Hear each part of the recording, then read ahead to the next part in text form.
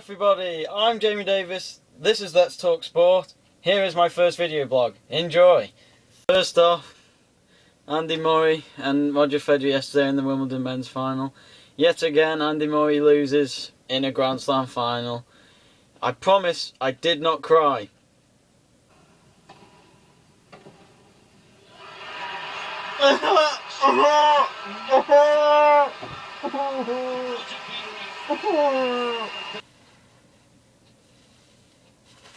Oh, didn't see you there. I wasn't crying. Anyway, I thought Roger Federer was too good for Andy Murray yesterday.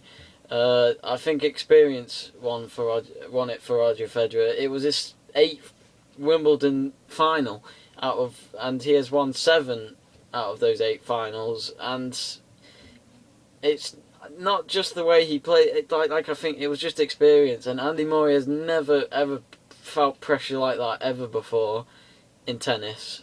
And I thought he played well yesterday, especially in the first set. He broke Federer twice. Of course, first time he slipped up and let him come back, and then afterwards able to get back on his feet, and then won the first set. And then, of course, everyone thought, you know, he's got a great chance now. He just needs 2 more sets. But then during the second set, he was doing well. He was doing so well again, but then was losing so many break points, in which that could have helped him win the game. And then all of a sudden rain came. Federer was happy for that, and so was Murray, I guess, because they both looked like they needed a bit of rest and a bit of time to refocus. But the problem was, if it was going to carry on raining, indoor tennis for Murray, it just does not go well for him. It never does.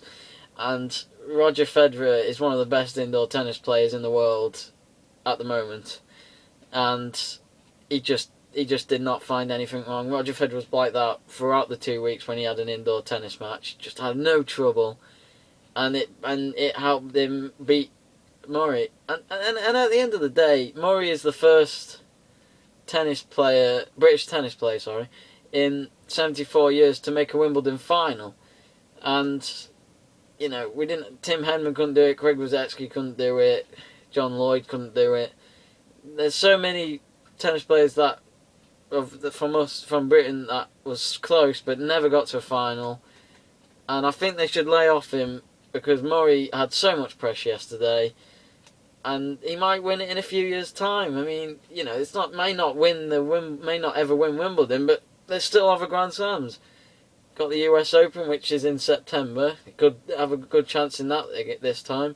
Australian Open in January next year, and the French Open next May. But of course, he's been in a Grand Slam final before in the Australian Open. Didn't go so well.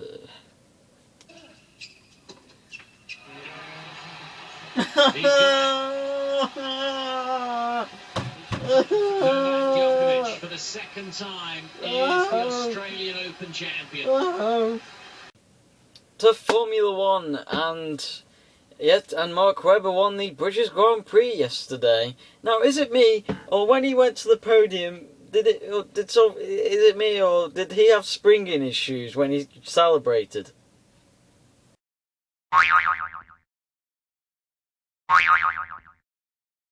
He must have spent some money on those springs for his shoes.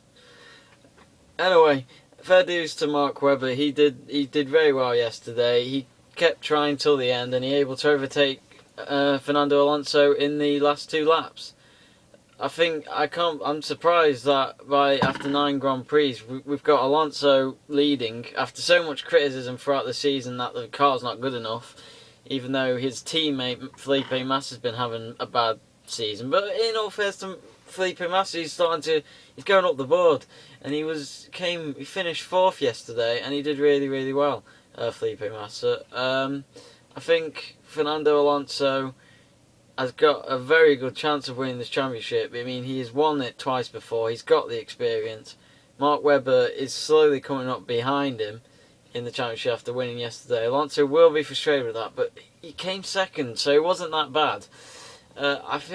But of course, there's been really bad stuff going on at McLaren at the moment. They've just completely lost it. It's like at the start of the season, McLaren were doing better than Ferrari, and now it's the other way around. Ferrari are doing better than McLaren, and McLaren's drivers just can't cope at the moment. Jenson Button hasn't performed at all well since the first Grand Prix in Australia this season, and that's of course when Jenson Button won the first Grand Prix, and Lewis Hamilton just can't get in the top 5 either. I mean, something strange going on with McLaren, and there's been excuses from both of them that the car's not good enough, but maybe an excuse, but they got to sort that out soon, otherwise their season could be forgot. They could forget about trying to win the World Championship.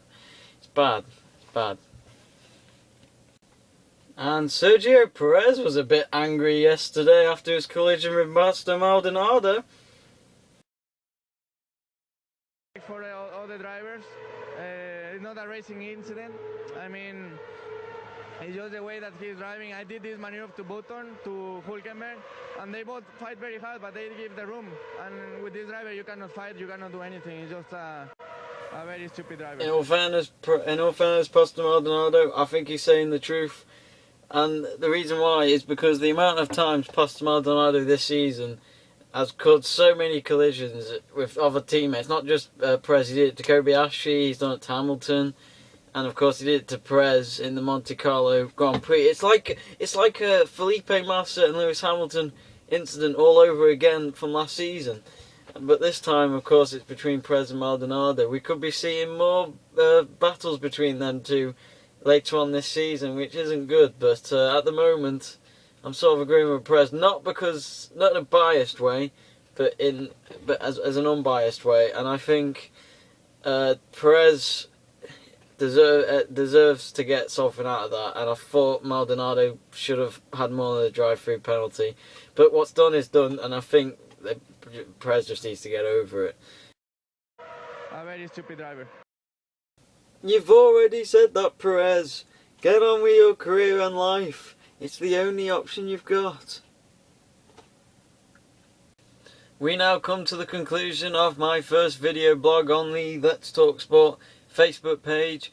Thank you for watching. I hope I will be soon making more video blogs in the future. Thanks for watching. Toodaloo.